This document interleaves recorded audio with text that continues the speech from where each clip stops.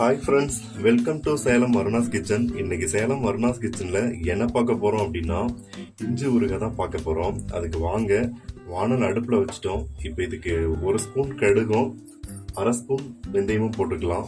1 spoon கடுகு 1/2 spoon வெந்தயம். கடுகு பொரிஞ்சு வர வரைக்கும் வறுத்து எடுத்துக்கலாம்.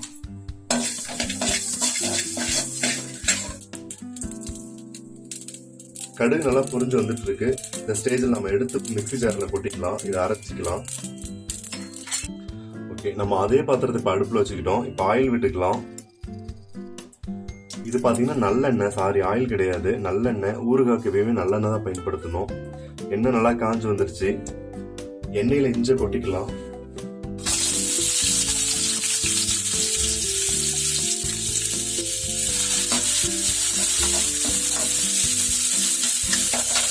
இஞ்சி நல்லா வெந்து வரட்டும் ஆயிலே.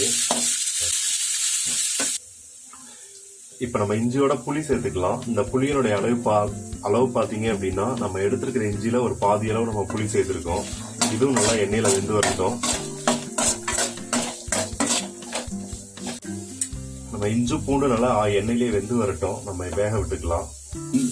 நம்ம வதக்கின இஞ்சும் புளியும் நல்லா வெந்து வந்துருச்சு. இப்ப நம்ம இதை எடுத்து அரைச்சிக்கலாம். நம்ம வதக்கி வச்சிருந்த இஞ்சும் புளியும் மிக்ஸி ஜார்ல சேர்த்துக்கலாம். எண்ணெய் வடிச்சிட்டு சேர்த்துக்கலாம்.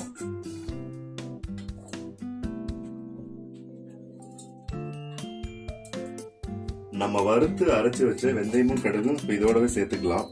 அது ஓரளவுக்கு பொடி பண்ணிருக்கோம், இருந்தாலும் இதோடவே சேர்த்துக்கலாம். ஓகே, இதை நல்லா அரைச்சிக்கலாம்.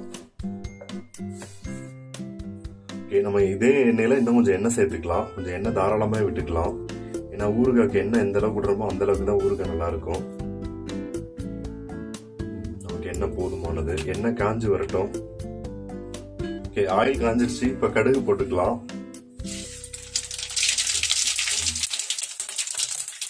கருவேப்பிலை போட்டுக்கலாம்.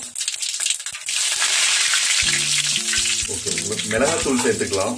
நம்ம பார்த்தோம்னா 1 கப்பு எடுத்திருந்தோம். அதில் பாதி அளவு வந்து நம்ம மிளகாத்தூள் எடுத்திருக்கோம்.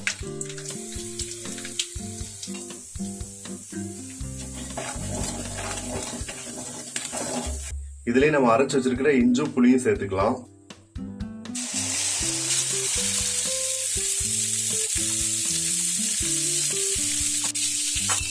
நல்லா கிண்டி விட்டுக்கலாம்.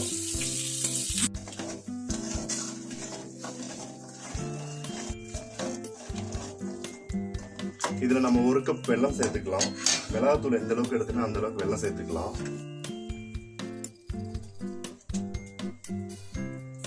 உப்பு சேர்த்துக்கலாம். நல்லா கிண்டி விட்டுக்கலாம்.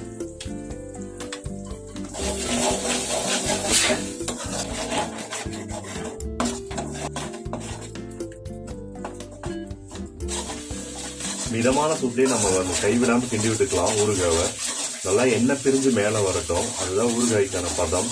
நம்ம விட்டுருக்க எண்ணெய் தான் மேல பிரிஞ்சு மேல வரும். ஊறுகால எண்ணெய் பிரிஞ்சு வர ஆரம்பிக்குது. இன்னும் பிரிஞ்சு நல்லா வரட்டும். அதுக்கப்புறமா நம்ம வந்து ஆஃப் பண்ணிக்கலாம்.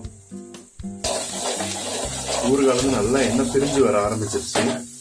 வாவ், நல்லா இதா இருக்கு. இன்னும் ஒரு 5 நிமிஷம் நம்ம வந்து கிண்டிக்கலாம். அப்படியே இன்னும் கொஞ்சம் நல்லா எண்ணெய் பிரிஞ்சு வரும். ஃபைனலா நம்மளுடைய இஞ்சி ஊறுகாய் சூப்பரா ரெடியாகி வந்துருச்சு. நீங்களும் ட்ரை பண்ணி பாருங்க. வாங்க சாப்பிடலாம்.